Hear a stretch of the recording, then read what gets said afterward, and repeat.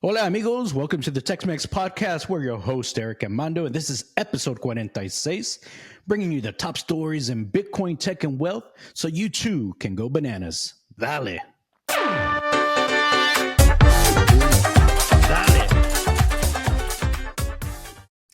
Bananas. Hey, congratulations, man. 1 year. We made it. 1 year? Hey, that's not bad. You know what? It's been a pretty good ride, 1 year, and I think we got several years to go. So Yes, and I think that if you start seeing our first podcast, we're getting better. I think that we can see in the views, close to 100,000 views, right? We release some of the shorts. Some of them doing like a 10K pop. We're doing good, man. yeah, Good job. hey, gotta. It's good to see the growth, and we love to hear the comments from all of our viewers and listeners. So uh, it's a good milestone for sure. Yeah, for sure. So let's jump into some of the topics. Our friend, El Presidente Bukele. So, Bukele. Salvador, I think that they are doing a lot of good job over there, man. They're trying to clean up kind of their country because right now they want to bring some investment. I'm not sure if you noticed the news. They transferred 2,000 inmates to this mega prison.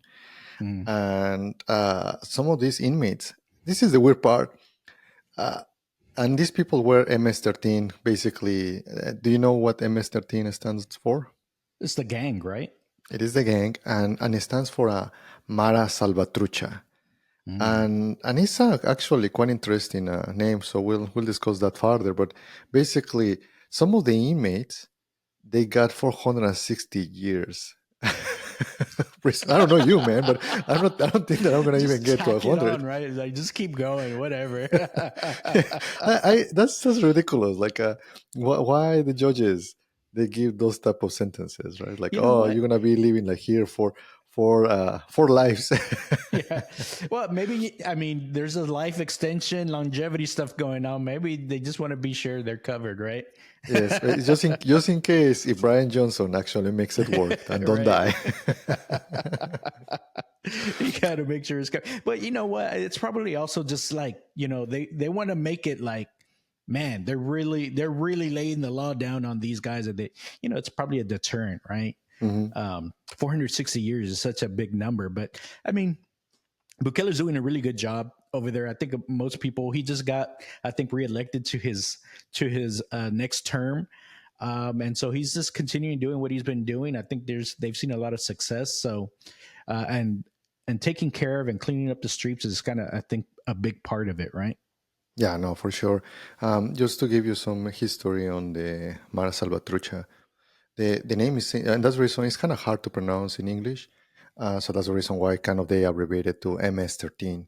And you Mm. see those guys, those gangs that they have a bunch of tats like everywhere, and this is when right now they're cool. So a lot of people like artists and all of that they started just to using them, but before it was not right. Before it was kind of ostracized and all of that. The term Mara, Mara, it's basically from Central America, which kind of comes from this term. It's a gang. It's a kind of like the slang for a gang, but it comes from the word of like a marabunta, which is basically a swarm of kind of an aggressive ants. So that's kind of where that portion of the name comes from. And then salva trucha is kind of two words there. It's the combination between salva, obviously El Salvador, just to trim it, and basically trucha, which is a term that sometimes even is being used in Mexico and South America to say, hey, you need to stay alert. So so the whole term is quite interesting. Sometimes it's hard to name things.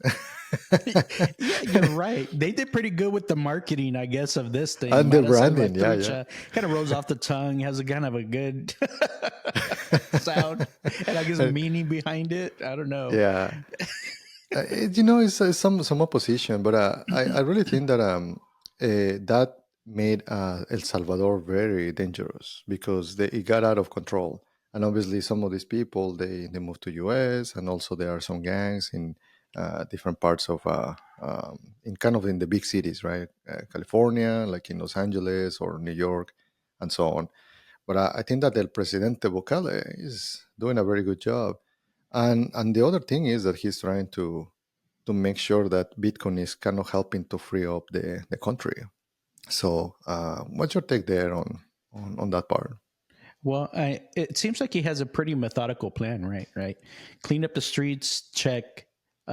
Fix the finances, check. That's kind of what he's doing, right? And he's doing that a lot with Bitcoin and US dollar and things like that. I think, and even recently, he's trying to kind of pass new legislation that's making it a lot easier for people to bring private investments with Bitcoin and things like that. So they're really weaving Bitcoin into their normal daily use by establishing these banks. So if you want to start a business or something like that, you can do that with Bitcoin. And so he's just trying to kind of diversify their economic system because you don't quite know what's going to happen in the future. But if you have these options and you're not forcing people into their former fiat currency, I think it's setting them up for success. Yeah, yeah, I think that all of these are kind of foundational in order to get the country in a better state. Um, we have seen it with China, we have seen it with India, right? Japan, these countries that in a few decades they're able to just turn them around. So I think that El Salvador is in good direction. They are one of the playbooks for Latin America in order to be able to adopt more Bitcoin. So let's keep watching them. Let's see how it develops. But so far, so good for Bukele. Yeah, definitely. And I think a lot of the other Latin American countries can use this as a playbook, for how they might want to start bringing crypto or Bitcoin into their countries to kind of stabilize. Last week, we talked a little bit about Turkey and Argentina, how they have their hyperinflation that's going on. Whereas, you see countries like El Salvador with Bukele, they're trying to stabilize it and trying to improve the future, right? So I think the future looks bright for El Salvador, and a lot of the other countries should take a look at how they're structuring things to be successful. Yeah. In another note, do you know who is getting FOMO? Oh no, FOMO! Elon, man. This surprised me. Oh man, what's going on now? He got angry, and his reaction was hilarious on all of the iPod and OpenAI, and basically relation between Apple and OpenAI, right? So basically he blasted on different social media that basically, hey, if Apple integrates OpenAI, I'm done. Like ban all iPhones from Tesla and from SpaceX, right?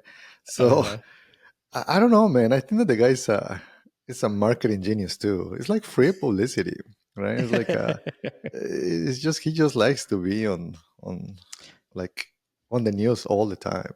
Yeah. Well, there's different ways of going about it. And if you're always the one that's causing drama, people are going to see you a certain way. And I think that's why you see when people's reactions to Teslas and things like that, it's a consequence of that. People go up jumping on your car or scratching it or bumping it or trying to race you or trying to do all kinds of things. It's because of the leadership, right? And recently in the news, well, you could see that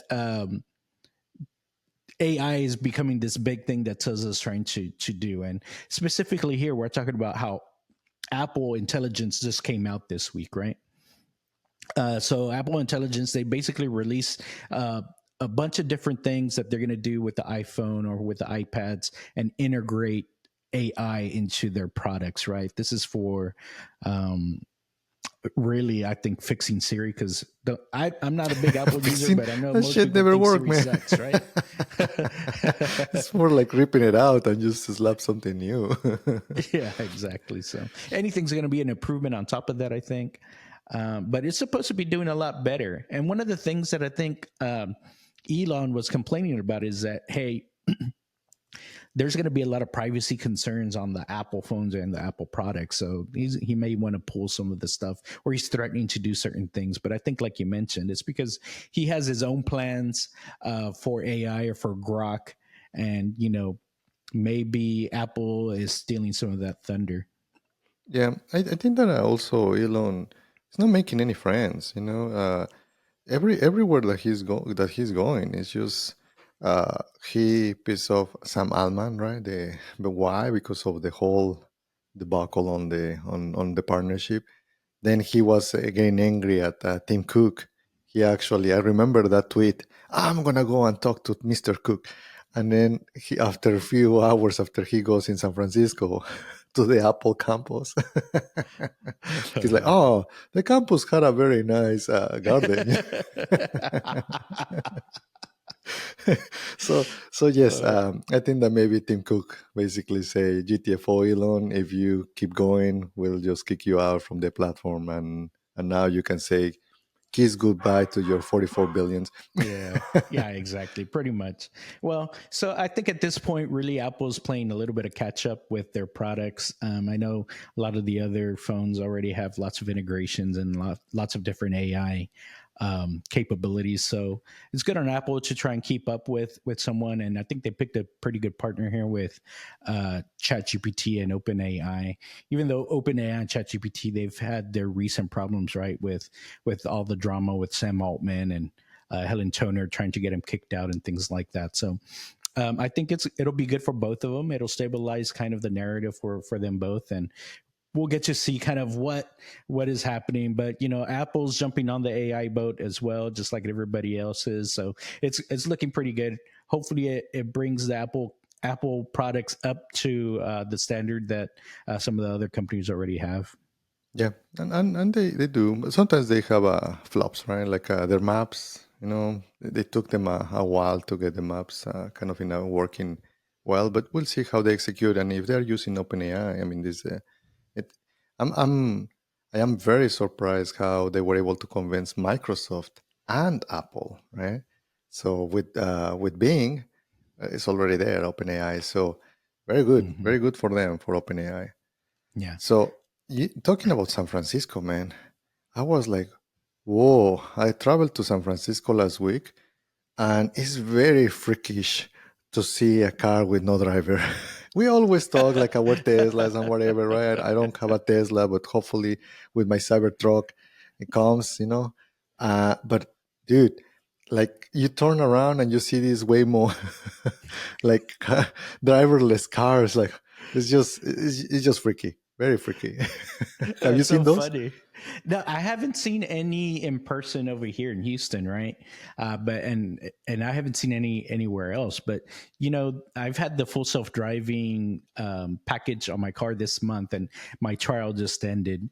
Uh, I will say that you get used to it in the beginning. You're a little bit more like super cautious in terms of Mm. like, oh shit, oh it's gonna hit that, oh it's gonna cut the corner, oh it's gonna kill me. Well, after the first 3 or 4 weeks, yes, you realize, yes, it could kill you very, very easily, but it's a little bit better. And I figured out that the way Tesla put it, the full self driving, is that they were able to make it so that I can have input. So if I say I don't want it to change lanes, because that's one of the things that kept changing lanes and things like that, I could put it in a more chill mode. So it'll adjust that. Or if I do want it to change lanes, I could put the signal on to change lanes, and it'll actually change lanes for me. I just have to give it a little bit of a nudge. So it does have little things like that that make it a little bit easier to use and make it a little bit more like your own driving style. But you still do have to keep an eye on it. I would say, like, I think when I first started this trial, it felt like maybe it was at 30%. Towards the Mhm. end of the trial, I got a little bit more used to it, understanding what it can't really do very well. It can't do U-turns. I'm telling you, like, this thing is horrible at U-turns.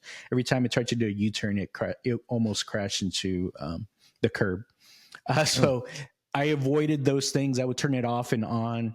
And so it made it a little bit easier to use. I would still say maybe it's like 75% there. It's got a Sure. sort of pretty good chunk missing in terms of capabilities, but it's a lot better. I would not let it put me into situations where it was going to kill me, but it still tried to kill me a couple times. Like for some reason, whenever there's construction, uh, it would get confused. It would like let the maps override, I guess, Mm, its visual capability, because it would try to exit where there's no exit and crash me into basically a concrete barrier.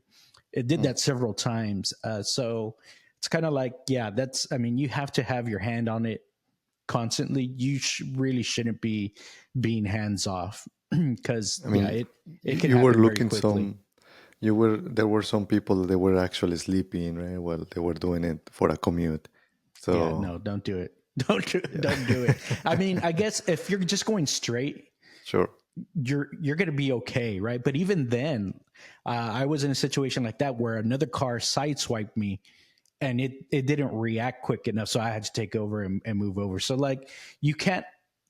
Yeah, it can go straight and it's going to be fine, but you can't account for other drivers, and you still have to be ready to take over, because there's, at least in Houston, right? I think Houston was rated like one of the top worst places for driving, at least for like a road rage and stuff like that. You Hmm. cannot you cannot do it. You won't survive. So, but you get used to the experience a little bit. And I will say, like, now not having it for this week, Hmm. I can see like, oh man, I missed having that full self-driving capability, right? Because it was nice on longer drives. Because I did take it out to the beach a few times during this time, and yeah, it does. It now makes that drive a little bit easier, especially long stretches.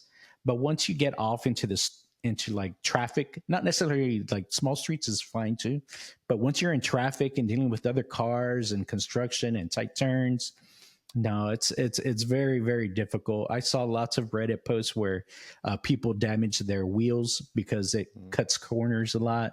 It hits those curbs, and I don't want to have to deal with that. Yeah. Yeah, it's just not worth it.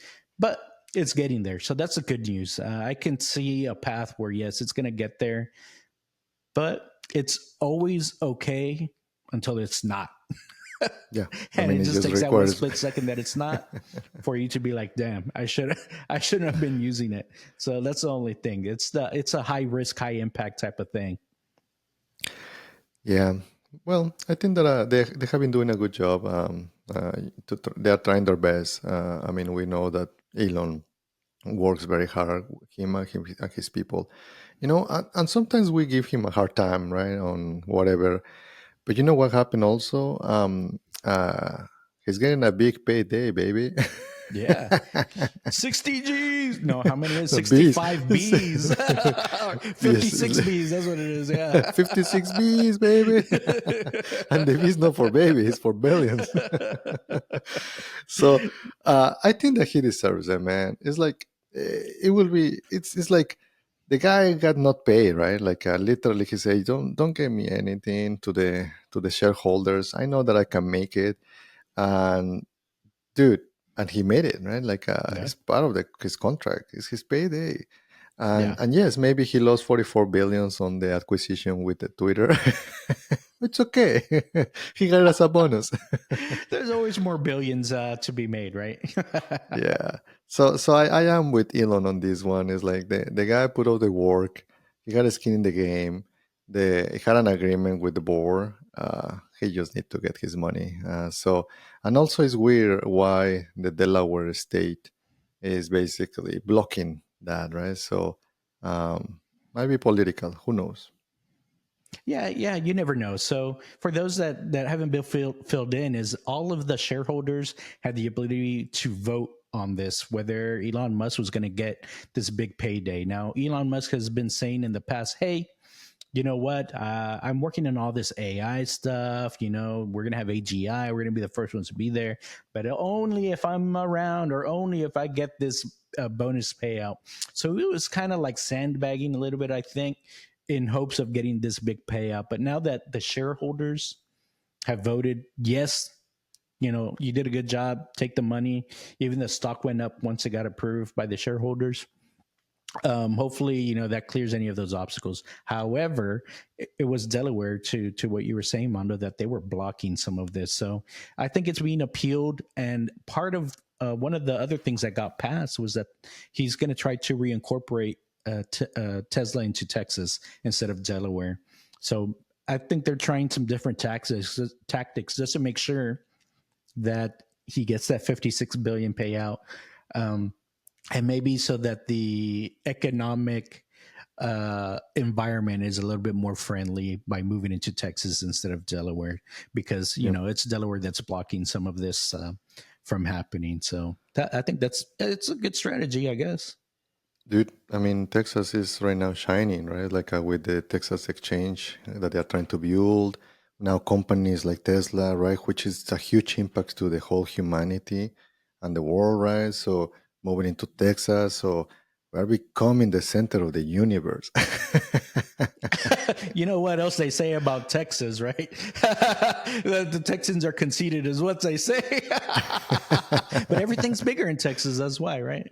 For sure. So, no, I think that is uh, it is one of those states that they are very pro businesses, Yeah. and a lot of the Texans we are proud of to be able to just you know do what you need to do and make it happen. Be very resilient, right? So I think that good news for Texas. So I think the other thing that was interesting, I was looking into the Tesla app, and they have a road.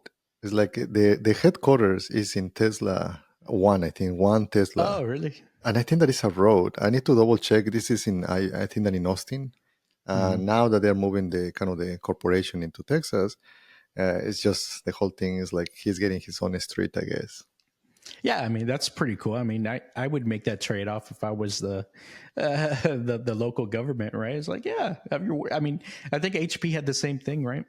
Yeah, yeah, Back when we worked there, so yes. it's And normal. another in another life. Hey, one of the other interesting things that he said is like, okay, now that I got my big payday, blah blah blah.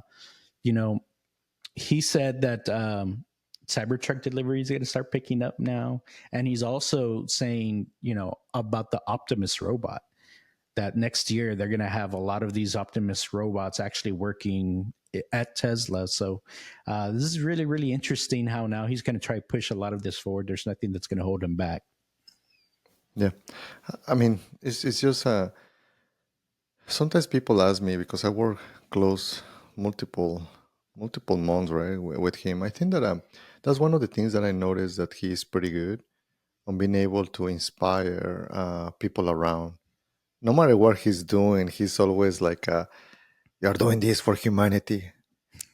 Elon, you just have like 5 kids. Yeah, that one too. I think he's working on that. He's trying on get some more. I saw a Yeah, news yeah. story actually Dude, that they which said, actually he "Hey, do you want to says, have my babies?" dude, but his comments about that is like, well, smart people have to have babies too, right? So, like, in Yeah, order to compensate the not too smart people. So, he's and doing his sometimes, part, man. yes, yes. So it's funny sometimes how he frames things. Yeah, it's pretty funny, and I will say that he does show gratitude. It's kind of funny. The first thing that he said when he came out to the shareholders after the vote and everything, he says, "I just want to start off by saying, hot damn, I love you guys." That's Elon Musk, right? He knows that this big vote was going on, and I think he was excited about it, and so that's a big thing, and it's good of him to start off the thing by saying that. So that's pretty cool. Yeah, yeah, and I really want to emphasize that a lot of people want to be these people, right? Like they want to be Elon, they want to be like all of these CEOs. These guys, your friend Juan from Nvidia. I was like, which one? I do know a lot. Oh, Not the okay. Hispanic one. It's like Jensen one. Jensen one. That guy said, "I work 7 days a week. Like like literally no. Like from when I wake up to when I sleep, it's like I just work." Yeah. So that's the trade-off. Again, you don't have to do that if you don't want it, right? But Right. same with Elon, right? And I think that is just sometimes you have those big paydays, but Yeah. it's not free, right? It's like it's a lot of effort, a lot of work. That's true, and it's so funny. Like speaking of Jensen, like how I've seen some of his interviews, and he's like, you know what? I wouldn't recommend people to want to do this. Like, this is not what you want to do. You do not want to be a CEO of this. In fact, I don't know if I would have done it again if I known it was going to turn out this way. So Jensen is kind of like truthful and upfront about it. Like he seems like he's seen some stuff, and he's like, oh man, well, I'm glad I made it. You know, it's like a survivor. Like he felt like he survived his company, right? Yeah, yeah, for sure. Well, moving on a little bit. Have you seen what's been going on with the super peso? Super peso. I'm not I sure think about the it's super super peso. depressed right now. Then you're talking about the Mexican peso. Dude, Yeah. yes, I did so I went to Cancun like a couple weeks ago, and I was like, oh man, like our dollars, like it was 15 pesos a dollar. Oh. So like and Cancun is not cheap. So it's Hmm. like I Yeah, was it's going to this. basically American prices, right, or even more. Yeah, yeah, yeah. It's like yeah, exactly. It was not cheap at all. But yeah, I noticed that there was a huge drop. Now it's almost 8% for a current. This is not crypto. We're not talking about crypto. Yeah, it's a currency. It's a big move. Hmm. It's literally we're talking about fiat, right? Like in this case, Mexican pesos, right? And when Hmm. they are, remember that Mexico buys a lot of things from outside, and right now it's still the dollar, kind of the currency, right? and and right now it's very expensive for them to even buy like tennis shoes, right? Like things like Hmm. they get all of the goods, all of the materials, sometimes even from United States as well. So right now the prices hijack almost, I don't know, almost a good chunk, right? 8% from right now is 18, I believe it's 18 as we are recording this, 18 pesos for $1. Mm. Okay. Well, yeah. So it made a little bit of move, and for those of you that aren't familiar, the super peso is how they've been referring to the Mexican peso because it's had great performance over the last several years. Right.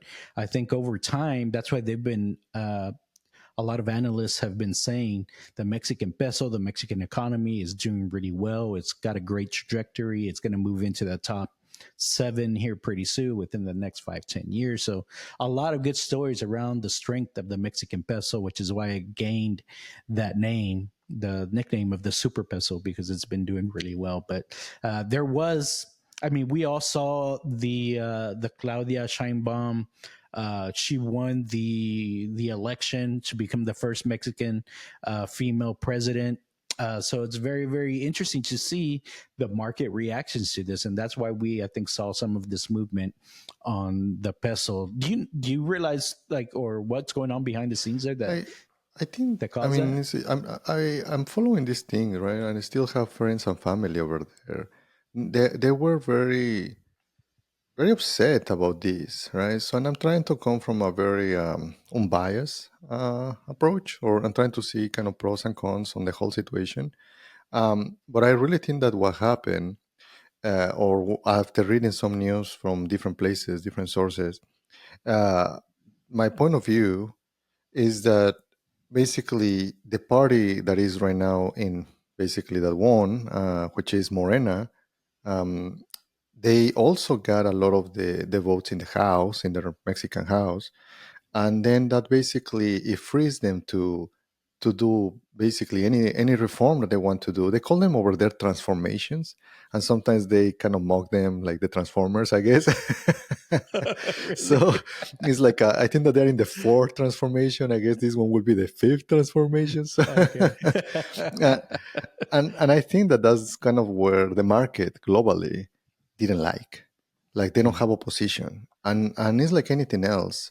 If you don't have a diverse thinking, it's tough, right? It's tough because then you cannot kind of put all of these ideas, and a lot of the ideas from the current party they're socialist, and I think that that's the reason why the market didn't like it. the market wanted to get some balance, some people to wait on some of those decisions. So we'll see. I think that right now it's too early. Uh, the La Presidenta now, uh, I think that she has an opportunity to showcase. Okay, well, let's see if what she's promising is she's going to be able to do it, and maybe once again we saw with Bukele, right? One person can make a difference, and I think that maybe Claudia could make the difference if she start implementing some of these new transformation. Yeah, yeah, very, very true. And I'm thinking Shine Bomb is Claudia is supposed to be kind of a continuation of the AMLO party, and the tactics and things like that. So to me, it's kind of like, wait a minute, like it's just more of the same. Like, why are people scared? But I think it's just so happens that right now the way their elections are set up is there's going to be a period where they're going to have the super majority, so it's not going to have all the checks and balances that you might normally see during this, so they may push some very heavy-handed legislation that is very, very socialist. So I think that's a very good point that you bring up, Mando. So we'll see what happens. Hopefully they don't do anything kind of way out there that really detracts from the trend that we've seen with the Super Peso and with Mexico just in general. So it'll be very interesting to see. Either way, I'm very, very excited to see what happens with Claudia Sheinbaum. I think Mexico has a bright future ahead of them, and we're going to see kind of what comes of all of this. I'm pretty sure the Mexican peso is going to rebound, and it'll be just fine.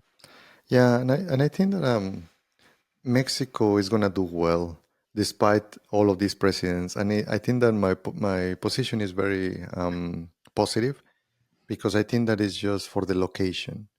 I really think that Mexico is positioned to keep increasing production of products. United States, it might be feeling that okay, we need to start uh, kind of invest in some other areas, right? And one of those is Mexico. And not only US, also China is like, hey, we start seeing more influx of money and capital from China. So I really don't think that is going to be uh, important who runs the presidency or what party. I think that is going to have a good run. Yes, this is just, in my opinion, volatility on the markets, but if Mexicans they just start producing, and just continue that track for the next 10, 20 years, they'll do fine. Yeah, yeah, definitely. I know what we see sometimes in our own politics. We do see some sabotaging and things like that of the different parties. So hopefully they don't end up doing anything weird like that, just to kind of slow things down. Because again, the trajectory is pretty clear for Mexico right now. So I think it'll be interesting to see. You know what? Speaking of like trajectories, have you seen that we've got a ton of millionaires here in Texas? What's going on with that? I mean, You that's see the normal, latest right? I just go numbers? outside on my house and it's like 1 million there, 1 million. Target rich environment. Yes, that's right. No, no, I think that I see it around. I go to this area it's called Woodlands, and it's just, you see it around. Like, there is a lot of, and by the way, the Woodlands there's a lot of Hispanics, wealthy Hispanics. People sometimes they just think that we just cut grass. It's like, no, bro. It's like we own businesses, we are techies, like uh it's like there is a lot of money, right? So and you can see it on the Woodlands. That's one of the areas where here in Houston there's a high concentrations of Hispanics, wealthy Hispanics. Yeah. So, and just in general, there was a new report that came out that the U.S. actually has the most millionaires now, with over 5 million. Actually, 5,492,000 individuals that are millionaires here within the U.S. And in Texas, there's three main cities that are in the top 10, which is, of course, you might guess Houston, Dallas, and Austin, that has the most millionaires in Texas. And again, these three cities cracked the top 10 in terms of the amount of millionaires. scene here in the U.S. So it's pretty interesting how there's this concentration. A lot of people, of course, might guess, where the other top 10 are going to be, like kind of in the Northeast New York area, and then also in the Sure. Bay Area. So it's pretty interesting to see kind of the concentration, how it's being broken up into kind of these three main areas. Yeah, and I mean Bay Area is very pricey.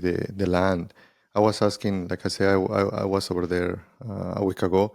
They were telling me that it takes almost $1,200 for 1 square foot. That's their Mm. average. So it's For very real pricey. estate. Real estate. Yeah. So if you see it, it's like if you have a closet. It's like you put the bed there. It's like, man, it is pricey. But It's gonna cost you. the stats are interesting. It's like one in almost 13 people, they are millionaires, right? Yeah, So you could throw a rock and hit a millionaire over there in the Bay yes, Area. yes, and again, maybe a year ago that I went to Mykonos with the wife and kids, the tourist guy, he was telling us that there is not a Mykonian that is poor, and I say, how come? It's like, well, all of the houses are above $1 million. Hmm. So if they truly are living there and they're there, they are millionaires already. So you see that around in the world, right? You were mentioning Monaco. I think that was the other one. Yeah, Monica also. Hmm. Yeah. So I think that it's good for Texas. I think that let's we will be, and because some of these people they are doing businesses, and it creates a whole dynamic, right? To be able to get taxes, pay taxes, and all of that, right? So I think that is just good for the whole economy. Yeah, definitely. So it's just good to see kind of that the economics kind of keep going up. I mean, we see it all the time when we talk about it all the time. There's a lot of businesses coming to Texas, and it's obviously going to be within this Texas triangle. So not unexpected, but very interesting to see nonetheless. Um, I think we were trying to do some of the math, whereas in the Bay Area, you might see one in every 13 being a millionaire. In Houston, maybe it's closer to 1 in 40, 1 in 50, something like that. So still pretty impressive to be able to see that. And I think it's pretty interesting. It means a lot of good things for businesses. A lot of businesses can start, grow, and thrive in these areas. I think that the tough part always is the disparity on how a small concentration has most of the wealth. And I think that that's where sometimes people get angry, right? Hmm. Um, it's like, how come these people, they just get it, right? They get all of this high concentration. And I think that this is the type of ideas with that and technology. Some of these people are thinking is like, okay, just do a universal income. And again, it's a very political kind of thinking. But I feel that if you start having some Tesla robots, Optimus Primes, in like restaurants and houses, Hmm. then you're gonna literally have to fire a lot of people because once again you have this robot that can do all of your chores at your house, or Yeah. maybe you don't need to pay someone to open the store if it's a brick and mortar store. So what are you gonna do with all of these people that they don't have a skill set, right? So I really think that the program it should not be only for a universal income. I think that it should be also to level up skill set, start teaching them other skills that even to fix the robots, right? Maybe that's a good point. You need to open a robot repair shop. Maybe Radio Shack. Radio Shack can make a big comeback here for that. But it's very true, and a lot of this is looming because of the advent of AI. Right? AI is going to get to the point where you can stick the AI into a little robot body, and it's going to be able to do a lot of things. Right now, what you can pay. You can pay someone that a maid or something like that. They takes care of your house 40 grand a year, something like that. If a robot only costs 25 grand, I mean, you're going to likely buy that robot because that robot's going to last, you pay that once versus Yep. having to pay the And 40 probably only the grand every maintenance. year.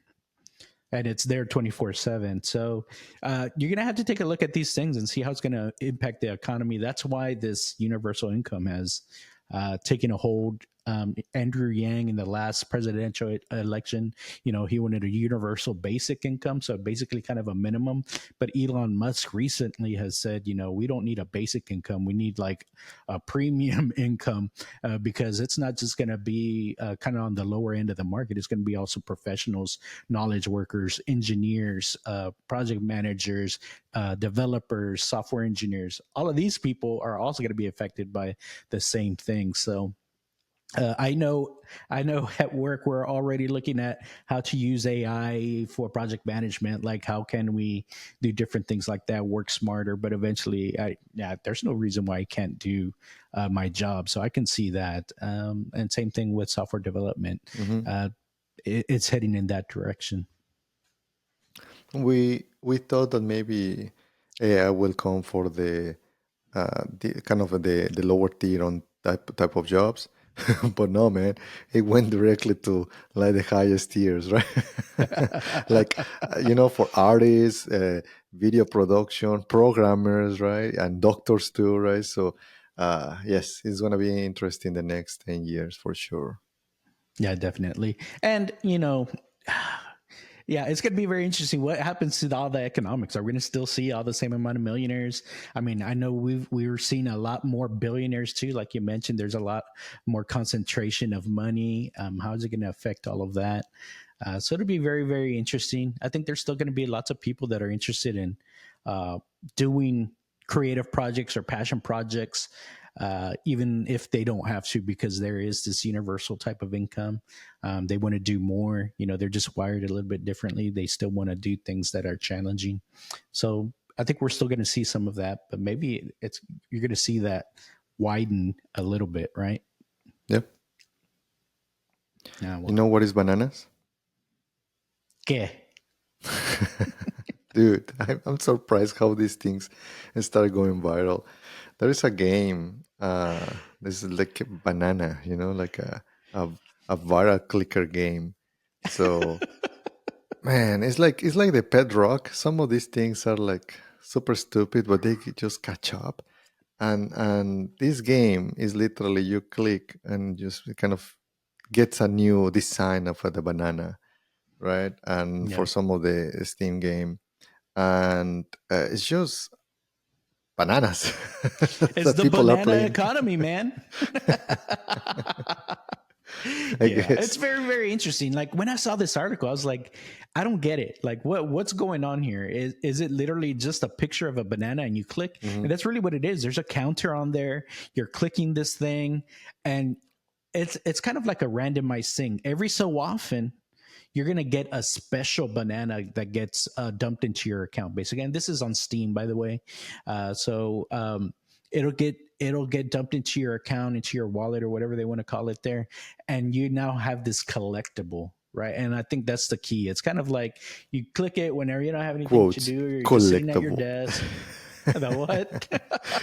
Quotes collectible. Like, Collectible. But we saw some of this with NFTs, right? hmm So with NFTs, at least there's a little bit of the kind of the are you blockchain sure that background they're going not on there. powering in with crypto internally? I didn't see that. I don't know if there's like crypto integration into the Steam platform, but I mean, it has the same concept, right? It's just Yeah. on the platform. So now, if you get one of these bananas, these special bananas that are dumped into your account, people are starting to resell them. But I think it's all within the ecosystem. So, like, if someone buys it from you, you can use that to, I guess, to buy different games and things like that on there. So there's been a record set. I think it's $1,345 for the top banana Those that's bananas, out man. there. But it doesn't surprise um, me. I mean, NFTs, we have seen that some of those, you mean, couple millions, like, yeah. so why not a banana will not cost that, right?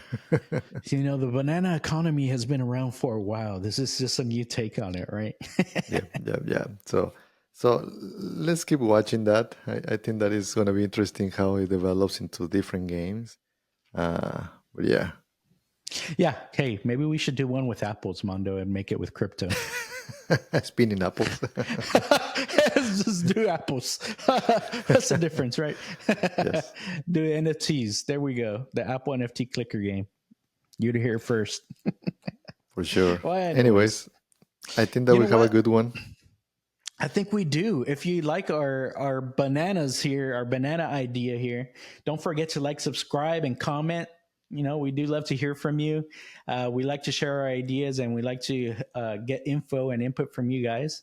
If you haven't watched our viral Bitcoin all-time high meme remix, check it out on our channel. We've got 3 of them now. One of them almost has 11,000 views. So we're really excited about that. But that's all we've got for today. You know what? Dale. Bye. Bye.